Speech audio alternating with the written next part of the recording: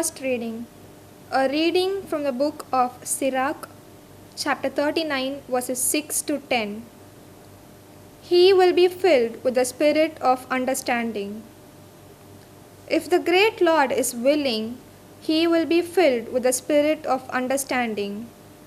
He will pour forth words of wisdom and give thanks to the Lord in prayer. He will direct his counsel and knowledge aright and meditate on his secrets. He will reveal instruction in his teaching and will glory in the law of the Lord's covenant. Many will praise his understanding, and it will never be blotted out. His memory will not disappear, and his name will live through all generations. Nations will declare his wisdom, and the congregation will proclaim his praise. This is the word of the Lord. Thanks be to God. Psalm chapter 36. Your response: the just man's mouth utters wisdom.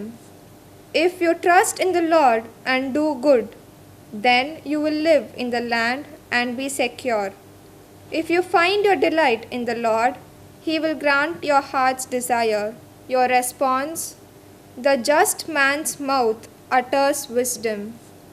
Commit your life to the Lord, trust in him, and he will act, so that your justice breaks forth like the light, your cause like the noonday sun.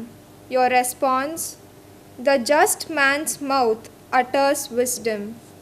The just man's mouth utters wisdom, and his lips speak what is right. The law of his God is in his heart. His steps shall be saved from stumbling. Your response: the just man's mouth utters wisdom. A reading from the Holy Gospel according to St. Matthew, chapter 16, verses 13 to 19. You are Peter, and on this rock I will build my church. When Jesus came into the district of Caesarea Philippi, he asked his disciples, "Who do men say that the Son of Man is?" And they said, "Some say John the Baptist, others say Elijah, and others say Jeremiah, or one of the prophets." He said to them, "But who do you say that I am?" Simon Peter replied, "You are the Christ, the Son of the living God." And Jesus answered him, "Blessed are you, Simon Bar-Jonah, for flesh and blood has not revealed this to you, but my Father who is in heaven.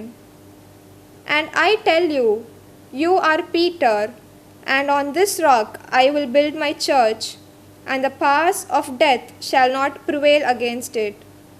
I will give you the keys of the kingdom of heaven, and whatever you bind on earth shall be bound in heaven, and whatever you loose on earth shall be loosed in heaven."